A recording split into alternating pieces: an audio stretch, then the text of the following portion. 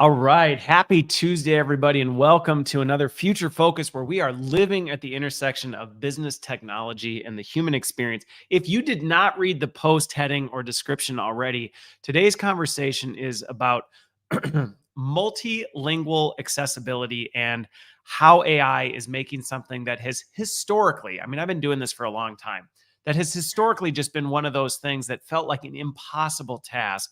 And it's making it so much easier and better and honestly improving the user experience overall. So we're going to have that conversation today. Hopefully blow your mind with what's possible. To help me navigate that conversation, I'm joined by Anuja Dhawan from Dübverse. And first of all, we were talking backstage. Thank you for joining me, first of all. Really looking forward to this. And I'm like, I forget, where are you located? She's like, it's India. I'm like, what time is it? And it's 11 o'clock. So not only are you here joining me having this conversation, but you're doing it at a time when many people would have checked out and gone to bed. So thank you so much. No, super happy to be here. And like I said, right, we have to really, we try to build this company, a global company from day one. So we have a lot of these time zone chats to kind of okay with it is what I would say. But yeah, happy to be here and happy to be chatting to a lot of stuff that's lined up for the next 1 hour.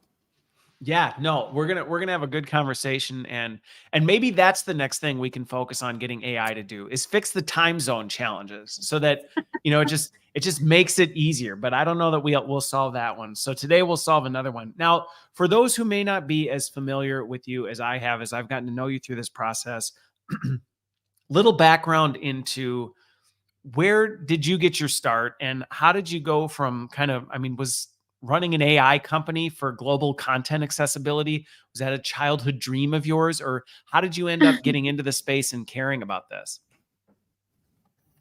Sure. I think I'll quickly cover what Dübverse is and then go deeper into my own self, Okay. and then connect the dots back. So, hey, everybody who's here, thanks a lot for sort of tuning in. I think Christopher does great content. I've been following that myself for, I think, over a year now. So, very happy to be on the other side this time. I run this company called Dübverse. We basically are a Gen AI company, been at it for about 2+ years. And the idea here is simple, where we're trying to break the language barrier on the internet that we see. Internet or the real world is not just English, and that's what we're trying to sort of do with AI. Are you telling me not everybody speaks my version of English around the world? Not everybody understands what I can't. This is the first time I cannot believe this. To you and your audience, I think that's one myth we want to break here, that it's not the same language, it's not the same accent, it's not the same way you speak, it's not the same meaning of the same words that we are putting out. It holds a lot of cultural and background values when it comes to language, and it's one of the most important aspect in terms of we as humans be able to communicate what we really feel. And I think that's why we are here, honestly. So that's what we do. And AI cannot solve the time zone problem, but AI can solve the language problem very well. And we've been doing that. We'll chat about that a lot. But yeah, going back, I think to myself, I come from a small town about 100 kilometers from the capital of India, where, sorry if I connect the dots, we've always lived a very Can I ask a follow-up question? When you say small, what's small for you? Because I'm actually always really curious when people say, because I grew up in a small town and it was 900 people. So to me, that's small. But then I talk to other people, small is like 12. So what's small for you? My small would be about 10 million people. That's small. That's small. Wow. Okay. See, here we go. Even locally, well, this goes back to sometimes the cultural and just background differences where someone says, I come from a small town. To me, I'm thinking the one road through town, there's no stoplights, one stop sign. We didn't have internet till whenever. And then somebody's like small, like we only had 10 million people. So even there, I just think of some of the differences that can pop up in language. So I think the difference also is that India is a very populous country. So per square feet, the number of people that we have is huge. So can that city take 10 million people? Maybe not, but do we co-live? Yes. So that's about, like I said, about 100 kilometers. So around Delhi. So almost part of the NCR region. grew up there. But yeah, I was saying that we were kind of always lived a very dual language life, right? With Okay. whatever the history of India, we were ruled for the longest time, then we came out of it. And the last generation was more struggle, where they were trying to find and really survive. But with us, it was more about that there are more exposure, more things that you can do with your own life, right? So but we still always had that mindset in terms of that English is always looked up in India. If you speak very good English, if you're fluent in English, you're set, you'll do good in your career. As simple as Okay. that. So culturally, it's like English is, that's how it's seen It's culturally. looked up. That's okay. Yes, yes, Got it. yes.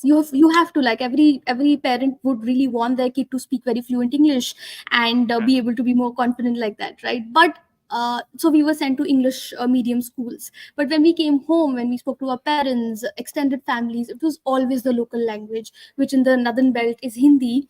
And Okay. that change just happens so naturally. I know the other person speaks English, my English is on. I'm speaking to somebody at home, my Hindi comes So out. you So just grew that's, up and you could flip a switch, just no big deal. It was like, hey, I'm having a yeah, conversation. This yeah, person yeah. clearly speaks English. I'll speak English. Flip. This person speaks Hindi. I'll just speak Hindi. And that was very natural Exactly. to you. And for the longest time, it was very okay. It was like, okay, this is how the world is. I go to office, I speak in English. I go to the internet, I speak in English. But at home, I speaking in Hindi. So that's how we grew up in a certain way. Okay. But yeah, come from a middle class family. Father has done his 0 to 1, came out of nothing to a lot of what we are today. So like the struggle journey, second generation after independence, so Yeah. seen all of that phase in a certain way. But yeah, life was good. Life was exciting always. I'm the youngest one. I think a lot of my personality gets formed because I'm the youngest one. We are the rebel. We want to go out and do something which nobody in the family has done. So that's where Okay. I think this innate Okay. feeling of doing something was sort of always there, and obviously inspired by my father a lot in terms of what value am I able to bring to the table for myself, for the society, for the larger good, and how do I sort of channel that. Uh, uh, like you said, I'm running an AI company, but I'm a commerce background. I'm not a technical person. I Well, that's understand what I was going technology to now. ask, because how did that all then come together? So clearly there's this like Yeah. background that gave you the roots of, you saw the problem for what it was, which was you Yes. at some point recognized, hey, my life experience, which is I just fluently flip between things, which I think is the experience of a lot of people, whether it's they flip between languages or they just assume, well, I have all these conversations. I mean, I grew up, like I said, in a tiny town in Minnesota. Mhm. Nobody, I guarantee, ever thought, I wonder if the person I'm talking to speaks the same language. It just didn't cross their mind. And so I think Yeah. even just you describing that, so clearly you had that, but then where did that emergence of, hey, you know what, I might be able to do something, where did that come in? Sure. So I think I'll go back to how I started my career. So graduated from Delhi University, came to Delhi to sort of do my graduation, saw a different world of as what was compared to my small town and now a Okay. big town was a huge difference for back then as well. Went to KPMG actually from a Okay. very very large organization. Oh Started yeah, there. and then the big four consulting. So yeah, all of a sudden the volume got turned up real loud. Yeah, exactly. So I was like, whoa, what's happening here? Right. And I could see people doing the same stuff for 10 years. And I was like, do I look at myself after 10 years doing exactly the same thing that I'm capable of doing very well today? So obviously it was very clear that I'm not individually as a person to be like a small fish in a big pond. I have to find my own pond and sort of rule it. Okay. Sort of came out very very clearly from there. This was about 2015. That's where the startup boom in a certain way in India was really really panning out. A lot of Okay. startups was coming in, investment was coming in. So from there I was very lucky, I would say. Went to a very early stage startup which was tech based. I didn't know what technologies back then, to be honest, but it Okay, so just you weren't a happened. And tech head. You weren't a tech head originally. It wasn't just something you were not at all. playing around Not with at all. computers. Okay, Yeah, yeah, got it. yeah. No, no, no, no, no, no. Never. No, I don't have that story that I got my first computer when I was 9, started coding. No, none of that happened. Okay, got it. Yeah, I got the computer. I was doing Facebook, LinkedIn, all of that jazz, but not coding for sure. Yeah, okay. So that happened. So yeah, got into the startup early stage. So I was coming from big consulting company, and here there are like 20 guys sitting in at a basement of a very large office. of a building, late at Okay. night, 10 o'clock in the night, still at office. Everybody is in their So it pajamas was and a chappals. stereotypical startup, though. It did meet the Yeah, yeah, stereotypical 100%. startup. Oh, for Yes, sure. it did, it did. So that's where I interviewed, and I was like, okay, this is a different vibe. Let's see what's happening here. So I very randomly sort of ended up joining them, but it was, I think, fascinating, and sort of has set me up for everything that I am today. And I ended up spending Okay. 5 years at that organization. Okay. So did everything, learn technology, learn to sell technology, learn to talk about technology. All of that happened. So I've set up cities for Okay. them, traveled across for them, all of that. And that even added further that, okay, now I know what my pond will look like. I'll have to build my own pond and Okay. rule it, right? So that Well, just and sort of that's a added pretty on to it. unique, that's actually a pretty unique time period that you transitioned into tech, because if you went in 2015 and then were there for 5 years, Yeah. that really was when the deep learning and the AI advancement really started Yes, moving. Like that really for sure. was a foundational period of time where we went from, I mean, we were still doing advanced things with computers before that, but there Yeah. was a pretty significant technological leap that happened in 2017. For sure. And I think from a technology business standpoint as well, right? We've sort of compartmentalized them as SaaS businesses, but before Yes. like early 2000, SaaS also did not exist. So that's the time No, period it when didn't. we, yeah, learned playbooks about SaaS. Why would people pay for software, cloud-based software, not a on-prem software? So all of that transition also was very similarly happening in those 5 years. And then COVID stuck us in 2020, Yeah. and everything was at pause. So that happened. But yeah, that time I ended up joining. I wanted to see things at scale. I thought I was still not ready to sort of take that leap. I still had to get the right partner. I was still sort of early thoughts from that standpoint. So I ended up joining Freshworks as again on the technology sales side, where I was Okay. selling a lot of SaaS products for them. Did that about for a year and a half. But again, they were going IPO back then, so they'd already figured out their life, and I knew that my impact is not going to be very huge to change the destiny of this company. So I was kind of then in very middle minds, and obviously we all had a lot of time at hand during COVID when we were stuck out, right? So that's where Everybody my went through that existential crisis moment where they were like, what am I yes, really doing with my life? yeah, And is this what I want to correct. be doing? Okay. Correct. So that's where my friend and now my co-founder Varshul, who's the brainy person here, the techie person here. Okay. The idea is also his brainchild, so to say. He was sort of dabbling with a lot of technology around 2017-18 when that phase exactly was happening. So he was Yep. doing brilliant stuff. He was writing papers. He was doing a bunch of stuff with IIT Delhi, which is one of the sort of technical institutes in India where a lot of the stuff happens. He was running his own lab for that matter with AI engineers to sort Okay. of dabble around what really generative AI is possible of. And this is 2018-19, right? So very, very early days of what we talk about today very Yep. casually. So that happened, but then again, COVID stuck. So he was alone and kind of thinking of doubling down on one thing because I met him at my line tray experience. He was also there for 4 years. So Okay. after his startup stint, he went back to academia. So that mix in a certain way gave him that sort of depth to sort of come up with such an idea which can really change in terms of how we do content, consume content, so on and so forth. So idea was very simple.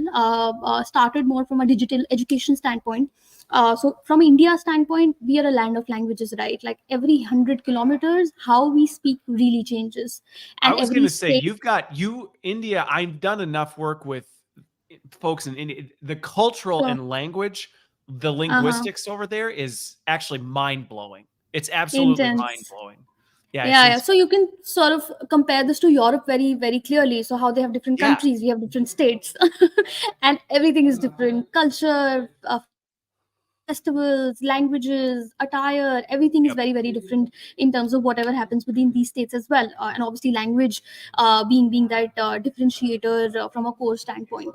So with that, if education really had to go digital, we knew that it will happen in English. There are MIT, Harvard courses which are out there, but how does a child in a smaller town, in a village, really gets the same opportunity even if they get the internet? How does this really happen, right? Yeah. So that was the starting point in a certain way where we thought that if there is so much good quality content, YouTube was taking off in India, Geo was taking off, which sort of Okay. really propagated the internet consumption in India. So we knew that people will get access. Another 2 to 3 years, everybody will have their phones and they'll be running around with it the whole time. But what do they really consume if the quality content doesn't exist? So the thought, in a certain way, started from there, and now been 2.5 years doing a lot more. So that's my background story. No, that it's really interesting. And this is a really interesting, fun founder's journey to go through, because as you describe that, there are really some powerful milestones that a lot of people just see things where they are today, and they don't Yeah. necessarily how all these pieces fit together. But even your point about SaaS and on-prem, I mean, I remember the days where the idea of a SaaS product it was just unacceptable. Companies were like, you can't, are you kidding? You're going to buy a software from the internet and it's not going to be installed locally here? There's just no way we can do that.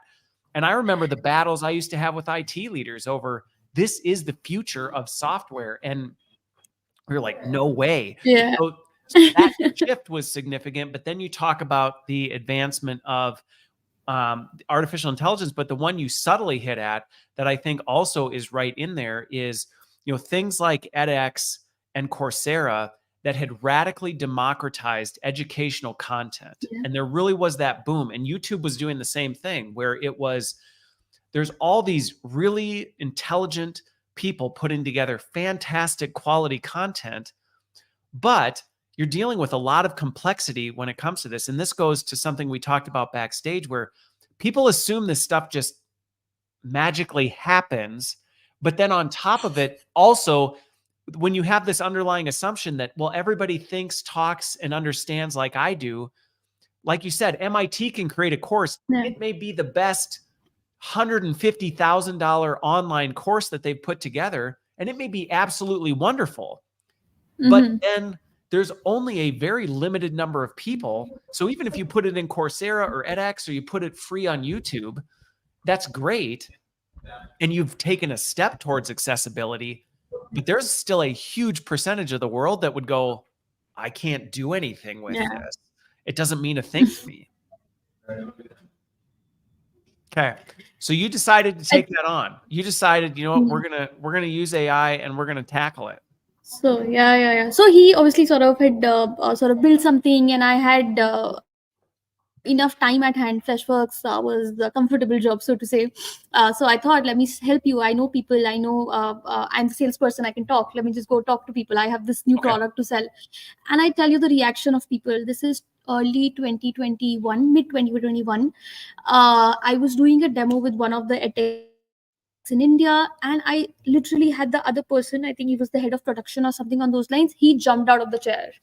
He's like, this is impossible. This is no reality. This is it was, I think, the best thing. And I think that one demo gave me the conviction to sort of leave everything else, and this is the gold mine that we're sitting on, and this is going to be that sort of life-changing opportunity for me as well. Because again, I'm no techie, right? I can't go here, go and create a tool or a product. But today is the internet world. Today is the SaaS world that we live in. So I need a product to sell. I need technology. So that's where my conviction also came from. But the reaction of the audience earlier was brilliantly amazing, and that gave us a lot of courage to sort of go deeper, go more, find out more, and be able to come out with a production ready tool which enables so much in today's day and time. So let's talk about why people had that reaction, because I think understanding this problem is really, it's the complexity of it. I think a lot of times just gets overlooked, because I mean, I've been in the space, in just the content in general, education content space, for a long time. And a lot of times it's not that people didn't want to create more accessible content. There's always, I think, been a true desire. I mean, even in some of the biggest corporations, we sometimes joke that there were people that would just be like, it's fine. It's good enough if it's in English. But it really was more because people knew what went into that. I mean, even something simple like a document. I just think back to days where you would go, okay, we have this document. What if we wanted to put it in a different language? And half the room would just go, no. And then even if we want just this one document to be in 5 languages, the process, the time to do it, the editing, the management of this whole thing just becomes an Mhm. absolute nightmare. So then I think about video content, and I remember my first time in a global organization. I still remember one of the first meetings I was in where we were doing some of this culture work, and we'd created this really great video about the change in culture. And I just came to the table all excited, going, "This is really great, but we're a global company. We should create this in several languages at least. I mean, we have," and people just looked at me like, "No, no, we don't have budget for that. We don't have time for that. There's no way we're going to take this and turn this into it." So Yeah. talk a little bit And about think of how the go for yeah, it. yeah. Oh, what were you going to say? I told you we were going to Think of interrupt the each other. So think of the process, right, of what really goes into it. So if we think of a video creation journey as well, right, you have to think of the idea, the thought with itself. You have to write the script, you have to create a video separately, the visuals of it, a person speaking, whatever that might be, and then the voiceover happens, and then somebody to put all of this together for you, right? So creating video is no joke, no, at I mean, least. I remember a talking head video, a well-produced uh talking head video. A 5-minute video might have cost, I mean, and I don't know if these figures are still accurate, but I remember back when we were doing it cost 20 to 30 grand to do just a yeah, short. easy. By the time you were all in with the production crew and the editing and all this other stuff, and I even think back, I think some of the YouTube content creators I know, where they'll talk about how much they spend on a single Yeah, video, and you go, there's yeah. a ton of money and time and resources that goes into something that people may just look at and go, "What? It's just a video. It is video. It's just a No, it video. is Like, not. what's It so is hard not. about that?" Yeah, yeah, yeah. No, no, the effort that it really takes to sort of get a good quality video, obviously, like you're Yes. creating a very like a 10-second TikTok maybe is easy, and they're trying to simplify a lot of that. But that's also no joke, so to say, to be able to produce that, keep churning out more and more videos. It takes a lot on the person sort of creating it. So now think of that. Now you've created a video, you've put a lot of thought to it. Now you're saying, I want to do this in another language, which is completely a different ball game. I have to redo the whole script. I have to get another voiceover. I have to get the mixing done. If there is an error that's happening, I need to go back to my voiceover journey, get that person, and then do that mixing again. And that is the whole reason why this never happened, right? Yeah. Because the multi-party effort, right? It's not like one person, I get one person, everything will be done. I need different people for every language that I really want to go to. Then I need to Yep. mix it. Then I need to make sure that this is happening in the right direction. So there is a maker checker that still needs to happen. So hence people did not really go in that area at No, all. they That didn't. that's not the beast I want to And touch. back in the day, there would sometimes be just this like, and you couldn't do it for video. There were parts that you could propose to do it for video, but like I remember, back in the day, people would be like, "Well, why don't you just use Google Translate?" And you're like, No, "No." not that. Like those were like the early days, but like it was not an effective. There just was not an effective way to do it. And again, it's not because people didn't Yeah, desire it. It's not because there wasn't a need. I know that this was a major pain point for basically every organization I ever worked with. And again, it yeah, wasn't just, oh, if you're a global company, because even if you're, I mean, like you said, India, there's tons of languages within India. The US is the same thing. Assuming that just because you're in the yeah. US means that everybody speaks fluent English is actually a Yeah. bad assumption. Yeah, yeah, no, no. I think there's enough Spanish-speaking people within the US as well, where they can understand English, but would they really understand and learn something in English? Maybe, maybe not. So that I think is something that Yeah. that really needs to be questioned and done better. I think the other journey I also want to add here is that how the shift has really happened, right? So when the internet happened, or when these earlier trainings were more text-based, right, or more there's a Yes. written doc maybe in a certain way. Then came the images, that okay, you can visualize it better, you can do a presentation, and the stuck around is longer. Then came the video, that if you're able to make it a little more engaging, if people are able to immerse themselves in the experience of learning, they'll be able to retain more. And now it is going more towards personalization, so to say. That is it, the cultural nuance of what really I have learned over my lifetime is Yeah. embedded in the video that I'm watching. Does it speak my language?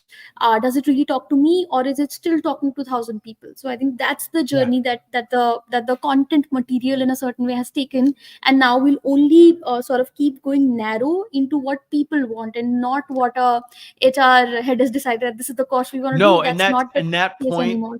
that shift is happening at a pace that I think is overwhelming for a lot of people, because the Yeah. expectation from people is just rising. It's people are just, because AI is playing such a role in so many things. I mean, it's not Mm-hmm. just affecting the way we consume content, it's affecting the way we shop, it's the way we interact with people. It's affecting everything. So people have this expectation that if I'm going to commit my time and attention to something, it needs to be tailored to me.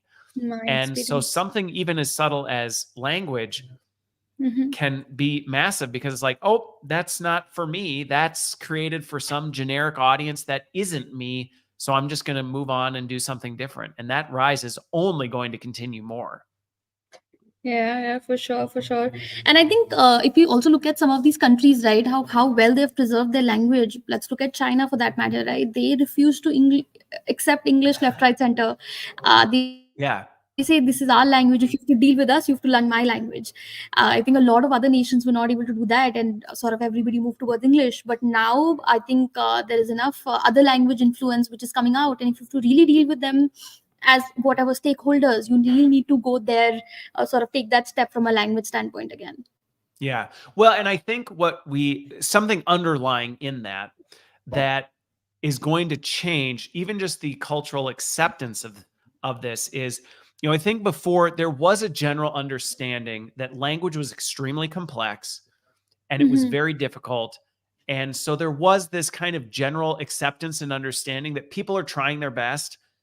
And it wasn't necessarily offensive if something was like, well, it's in English, but I kind of get, like, there's a lot more to Mm-hmm. this. So I understand why. And one of the things that I don't think people are thinking about as much is, as we move into an age where the general population starts to know it is much easier to do this, that it is accessible, you Yeah, can do yeah. it for cheap and personalize. And if you're not, it can almost put off an offense of, you actually don't really care because I know you could Mm-hmm. do this and you're not. And so I think something that is coming, I don't think we're quite there yet, but I think one thing that companies and just people in general need to think about is, we are going to get to a point where you may send an unintended message that I don't actually Mm-hmm. care about you, because I didn't take the time to take this ridiculously easy step to personalize this to you. And that actually can be I think we're going to get to a point where that may be more off putting than it has historically been. Yeah, yeah. I think this will also fall a lot under the DNI. I think diversity and inclusion, which was again a Yes. very ignored topic for the longest time. But today, you cannot ignore that, right? You have to care for it. You have to make No. sure that you're taking efforts, conscious efforts, to make people feel more included. And I think this is definitely a sort of an extended lens within that ecosphere as well. Yeah. Well, and on that topic, two things I would hit on with this one. One, anybody who's been So, following kind of the headlines and the themes may have heard, like, oh, DEI was kind of a trend and now it's declining. And one of the things I keep talking about with that is, no, it's not. The way it was being done is changing, as I think it should be changing. But the actual initiative of being more inclusive, recognizing diversity, being more equitable, that only is continuing to rise. So I mean, I've heard arguments mhm. against it going, oh, that was a fad. And I'm like, that is not a fad, and it's not going No. away, and you'd be foolish to ignore it. So I think I that's think it's the to your, new normal.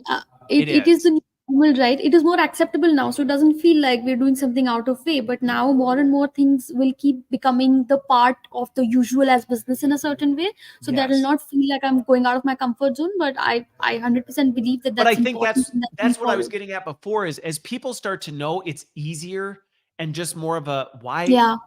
why wouldn't you just be more inclusive? It Mhm. actually, what would have maybe been accepted as, oh, well, I get it, will actually feel like you're being exclusive, intentionally exclusive. And I think that's Yeah. one of the Yeah. risks Yeah. that companies may run into, is they go, hey, we're doing what we've always done. Why are people so much more upset by this? And it's like, well, because what was socially acceptable before, people know that you could be doing better and you're not.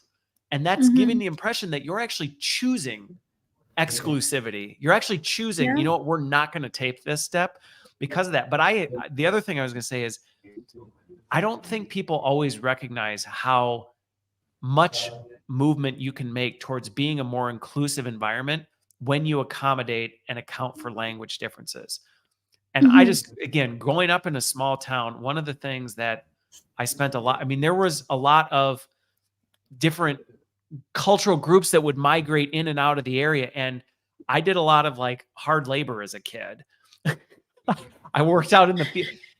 And there is nothing more exclusive than being in an environment where you don't speak the language. I mean, that is a very isolating feeling when you feel like I don't know what's being said. I don't understand what's going on around me. People are communicating with each other, but I feel completely there's nothing more that makes you feel like an outsider than being in a group of people not speaking your language. Yeah, I think 100% agreed there. Okay. So let's talk about how this is changing, because I think we've blown out the problem statement. So anybody who's like, I don't really think we need to, I think we've blown the problem statement out, but I am curious how you're going about this, because we talked about how complex this can be. And I think everybody has had that bad experience with language translation of like the Google Translate, where you're like, oh, I'll just type this in here. And then now I speak the other language. And somebody who's a native speaker is like, that is terrible. That is not at all how we would say things. So how are you using artificial intelligence to make it not only more accessible, but also easier?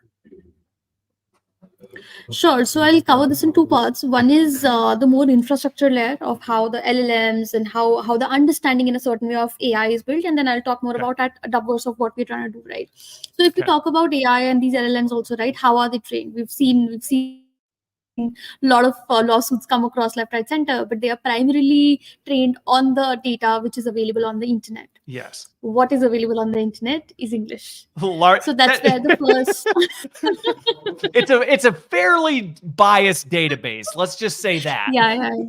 From a language standpoint, so sure, any other standpoint, like male, female, it's so bad when you just go to a Google Translate. Also, that's where all the data in a certain way is coming about from. So, so what it is trained on is primarily English. What it really understands is very, very biased opinions. So, how do we really make sure or sort of train it better in a certain way where it is able to understand more? So, that's one problem I would say that's still at hand. That how does AI as a being, I think it's almost a being amongst us now, really understand. It's a thing. Same. So how does this being that's sort of growing amongst all of us really moves from one language to another language very, very seamlessly? So now obviously with AI capabilities, I'm sure everybody here has seen, so it is everything as humanity that we know of can be sort of synthesized and put into one single being.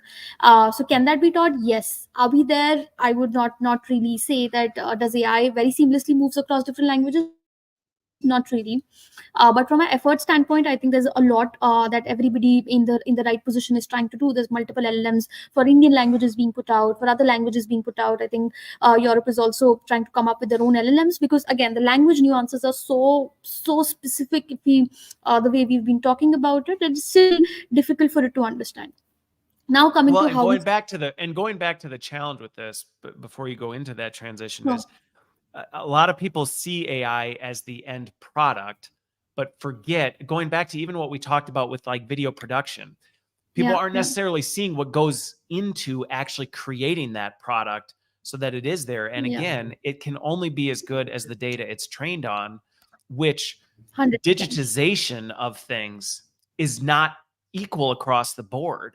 So going back to it, there are certain languages, certain cultures that just have not been digitized to the same level that other things are. So naturally, you're going to have bigger challenges with getting some of that stuff up. And like, well, you got to have, and it's not just like you need like one example. I mean, you need large amounts of data to train this stuff. Yeah. And it is also that you need parallel data, right? So if I am saying as simple as just round the corner in English, in Hindi, it will have such a different meaning. meaning that Yeah. it will not hold true. You will not be able to hold that conversation, right? No. Another example, famous example, is something as a butterfly, right? If I talk about butterfly, it's an insect. We see that very beautiful, but for in context of swimming, it's a very different thing, right? A butterfly stroke Yes. cannot be a insect, right? It's a very different context that I'm talking about. Now, when Or we if you talk add about a the butterfly effect, I mean, even think about the yeah, butterfly definitely. effect. You're not talking about an insect at No, all, you're type not of a talking thing. about the swimming. Now you're talking about a No. different concept altogether, right? So now within the same language, there are so many complexities, and now you translate this to different languages, right? That exist. So the problem statement that we have at our hand, it's still very very complex, and it is, like you said, right? Is an assistance. It's not the end product. It's going to make your life easier, but will it do the complete work? Will it replace your job? No. You'll still have to do the work. The humans are still required. It is primarily, think of it like like a personal assistant that everybody has, which is very smart. Is how we sort of look at it. Now So, coming on, I think, to the yeah. yeah, well, so on that, and I'm curious just on the general state of artificial intelligence. Mhm. I'm curious, especially since you're doing so much in linguistics. And I actually had somebody on last week who we were talking about the fact that AI is actually helping break down dyslexia because it can actually understand the linguistic nuances of language and make it easier. Where, for folks who may be less familiar with where things are in this, how far have we come in this? Because again, if you're somebody who's had a bad example of Google Translate, you may still be thinking like, yeah, it's not great. How far have you seen it come in terms of, no, when it does a translation, it actually does do a good job of accounting for context cues, terminology, things like that. If I'm translating, let's say something from English, and let's say American English, where we use lots of these turns of phrases that culturally people are like, I don't know what you're saying. How good is it today at actually translating that into Hindi and actually capturing some of Mhm. that? Sure. So I would say there's no one answer to this. It really again depends on which AI or which LLM or which model are we Okay. really looking at. So for an example, if you go to OpenAI, obviously the 4 Turbo that they've launched is very very powerful. I think, if I'm not mistaken, 10 billion is the, I'm not sure of the word, not sure of the number, but it is the biggest which is out there so far. So the translation with Turbo are great. It understands more. It has more data that is being trained on, and obviously then it in a certain way also builds its own general intelligence, where it is able to maybe understand the jokes, the sarcasm as well. If you go to like a 2.53, the jokes were not very clear to the AI in a certain way. Okay. But same ways, if we go to a different model altogether, which are so many more out today, right? Google, Gemini, so on and so forth. So everybody will have a different reaction in a certain way. So hence this becomes very contextual of what is my content, what is my language, what type am I really trying to do. All of that has to be in a certain way fed into the system, and then it Yep. can give out better results. And that's something that we are sort of attempting to do at Dubverse as well.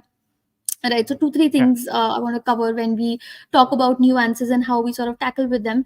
So let's look at the video landscape first, right? It starts from a 10-second TikTok and goes up to a 3 hour long movie, which is Yeah. very complex, has emotions, has everything that's happening, like 20-30 characters. So obviously not everything that AI can do very seamlessly as of today. So we at least at Upwords have picked certain domains, certain niche, where we think that AI is capable of sort of doing this at a good quality, at an Okay. acceptable quality, and which is basically mid to short form content, which is about a 15 to 30 minutes at max, and educational in nature. Conversation, it can, but will it be entertaining for the next person to watch? Maybe, maybe not. But if Yep. it's an educational content, I'm trying to deliver a certain learning for the third person who's going to watch it later in his or her own language, then yes, it can hold context. It can take the meaning from one language to another language and deliver it. Okay. That it can do very very well. Now, from a process standpoint, what we do is we take a larger video, we break it down into smaller chunks at a video and at a audio level, so that the context is moved from one sentence or one sort of statement to the next statement. And at a Okay. overall also, we are able to in a certain way summarize what this video is about, what the presenter is trying to sort of talk about. It Okay. can be Power So BI, from it an can audio, be you're actually breaking it down, because I think this is where helping people understand the complexity of linguistics and how this works helps people understand how AI fits in, and also the role Yeah. people plays in it, because it's not one of those, to your point, and you said it well, this isn't just handed over to AI and magically everything happens, because there is nuance to this, that if you do that, it's not going to work well. So you're breaking the feed apart from the video and the audio, so that one, as it's looking at the audio, and I think this is where AI probably naturally is playing into this, it's doing the transcription of that first to actually get this into Yes. a transcript, so that it can then be contextualized, understood, and then translated. So that's kind of the baseline.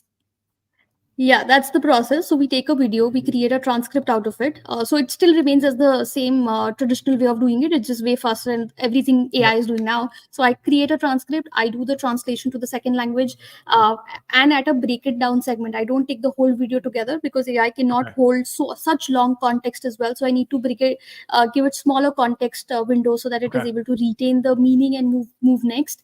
Do the translation. The third part is where we do the voiceover, where a AI speaker sort of comes in, speaks out the whole speech. The audio is generated, and then the audio and the video is patched back together at a segment level.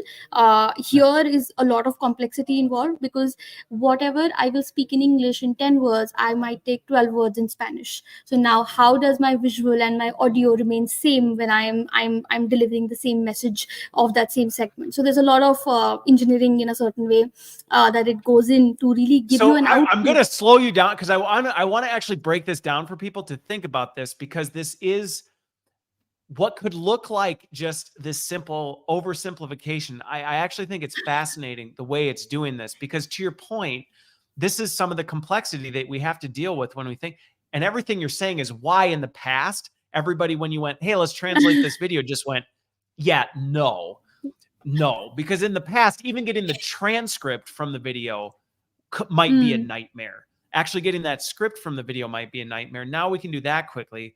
Now they're breaking it down. You can do the translation, which it makes sense in terms of having to break it apart, because contextualizing it happens in chunks. And I think that's just natural in the way content is broken up. It's broken up into chunks where it's like, okay, we can contextualize this piece that's translated back. Now, you said in there, as part of this process, you're actually, it's not just subtitles, because I think that's a big difference as we talk about this. It's more than just you're watching the same video in English, but at the bottom underneath, there's a little subtext underneath that's in a different language.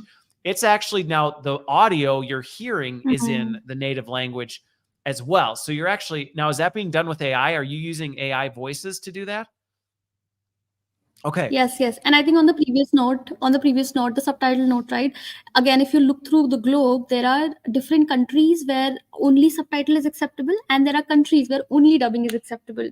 Now, this is to do with a lot of cultural nuances again. But if you have to go to Germany, if you have to present something, you cannot do it with subtitles.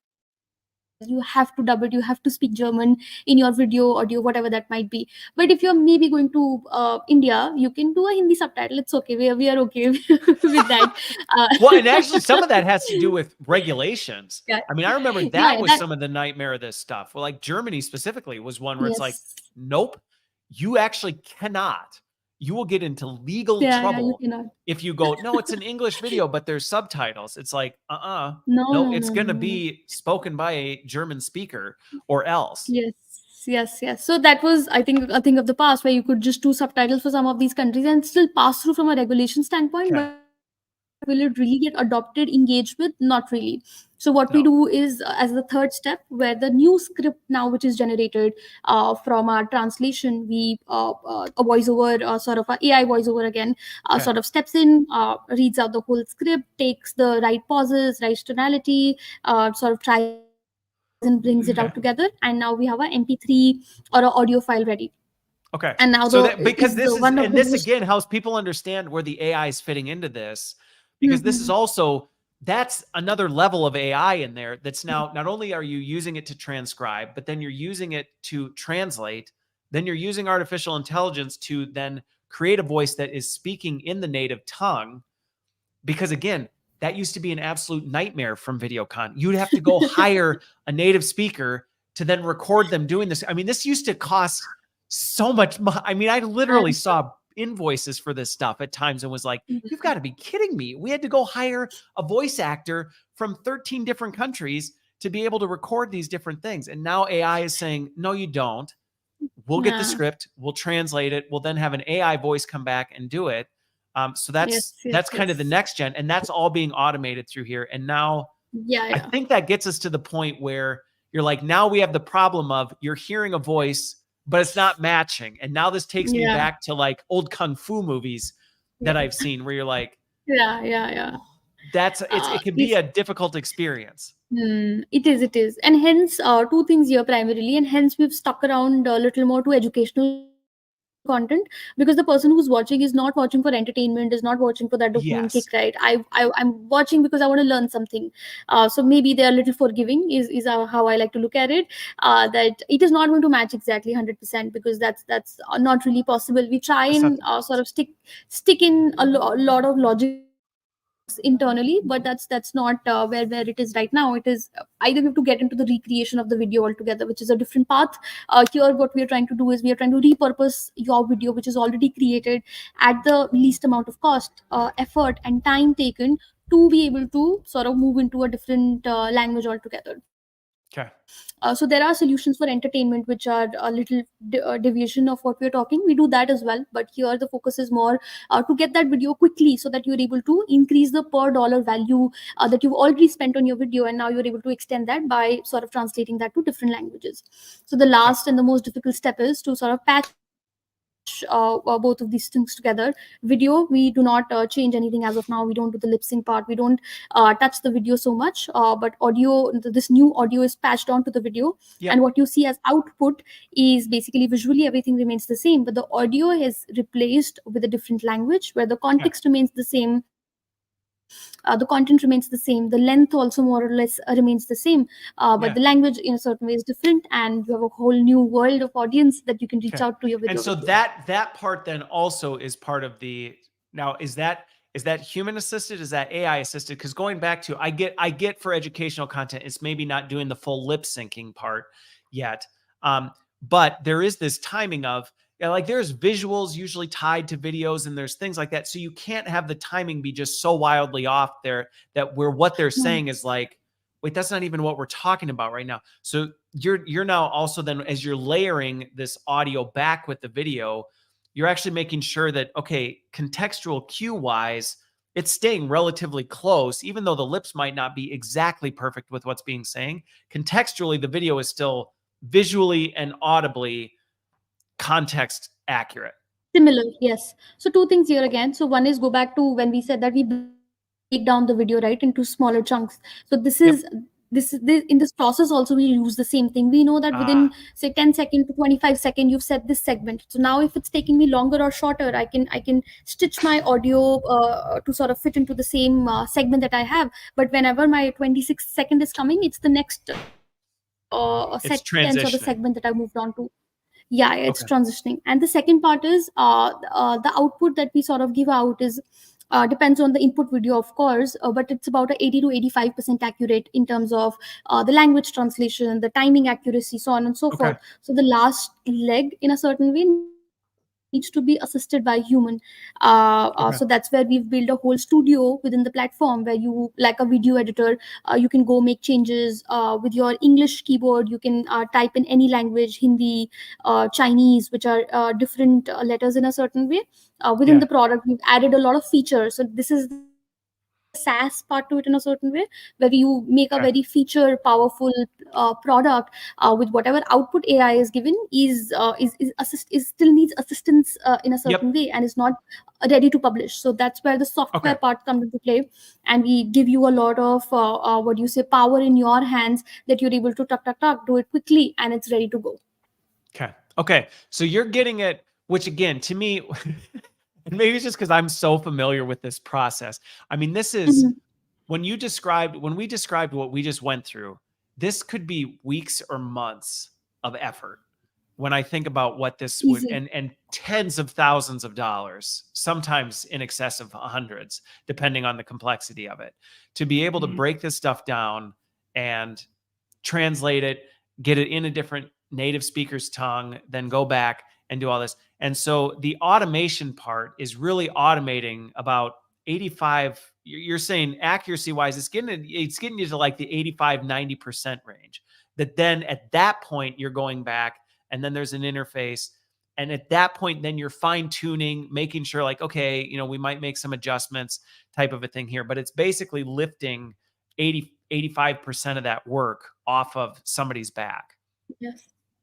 Yes, yes. And the last 10 also is very, what do you say, in your hands, right? Earlier, it used to be if there's something wrong, you have to go back to the studio, rewrite, re-record, re-put it on the Are you video. kidding me? I mean, I remember there were times you'd like go to edit something, and you're like, that's not even the right audio. Now we got to go find the same voice actor, and we've got to go find them and be like, can you re-record this section because the way they did it isn't right? And it was, I mean, it's a nightmare. It's an absolute nightmare.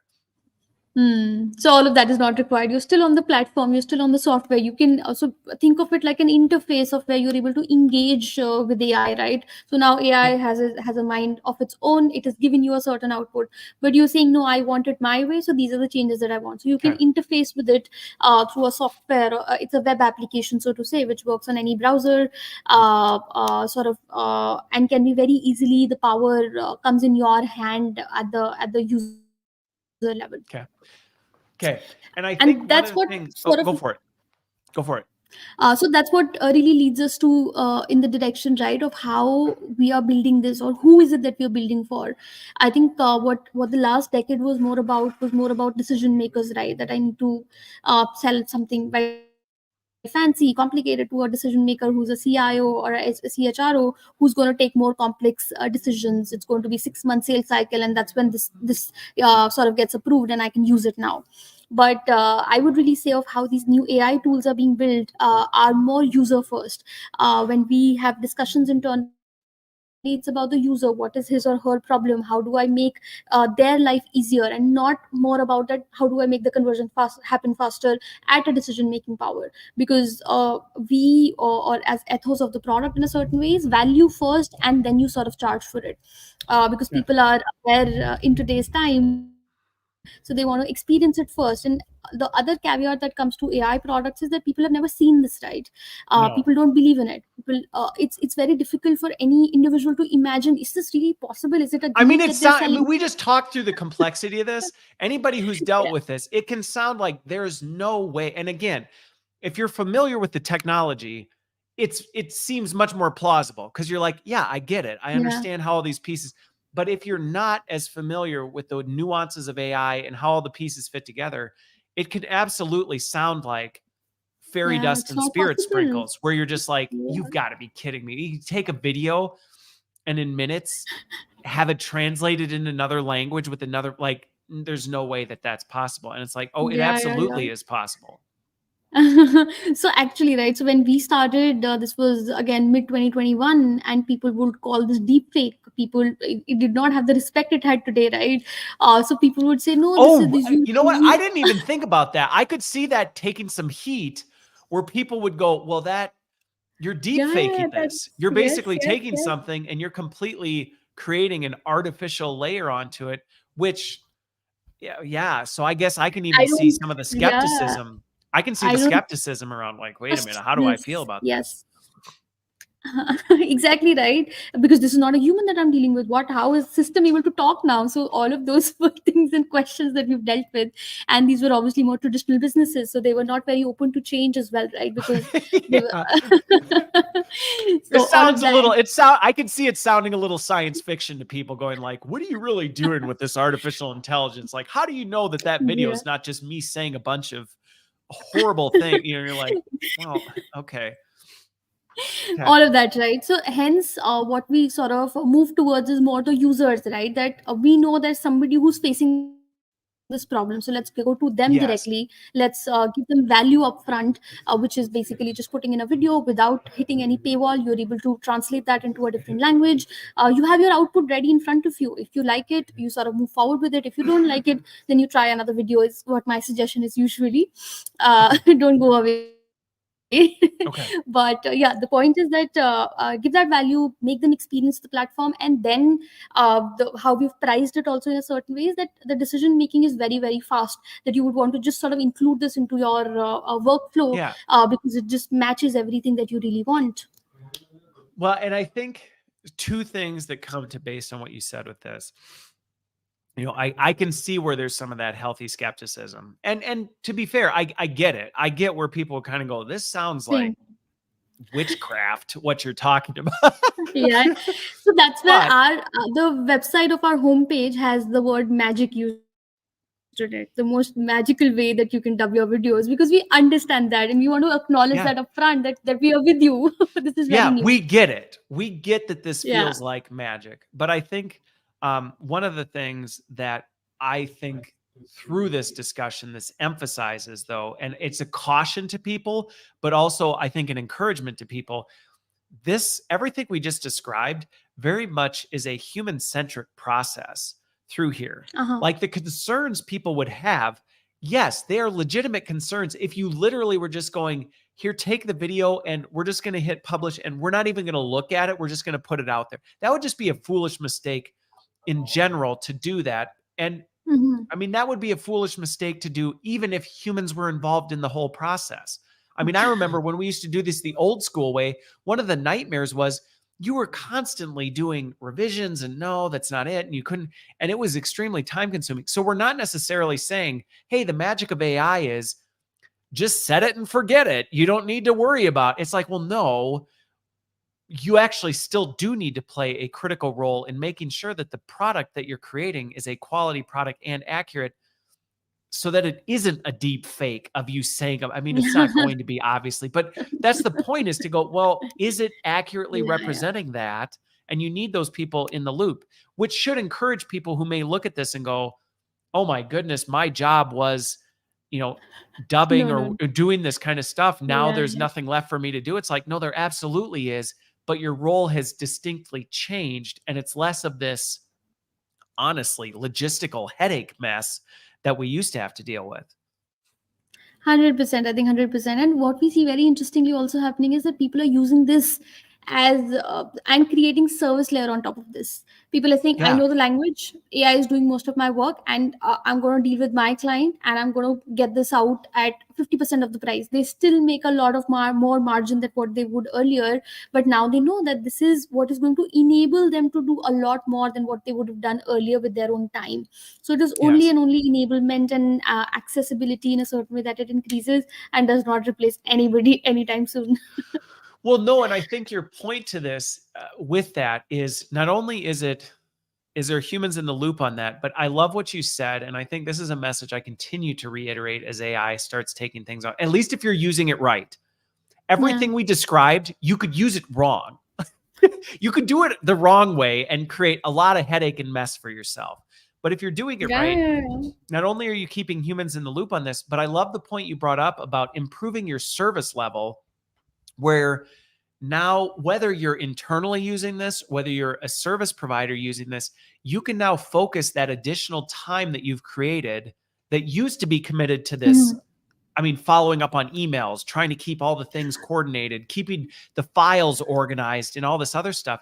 You can now spend that time that was honestly wasted time in the relationship building and the problem solving and the improving product Yeah. quality. Yeah. So you actually can do higher order activities and offer a better product.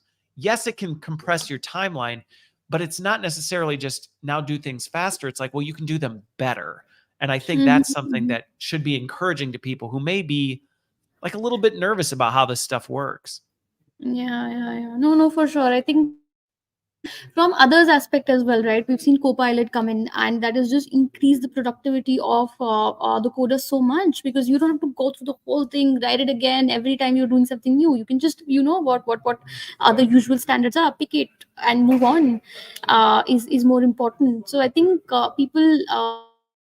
My message and my how I look at it is definitely that this is going to increase your productivity. This is going to make you do better stuff. Even if you take, say, you were taking 8 hours to do something, this is going to make you do in 4 hours. So 4 hours you can choose to work more, or you can just choose to relax as well, depending on whatever Yeah. stage you're at.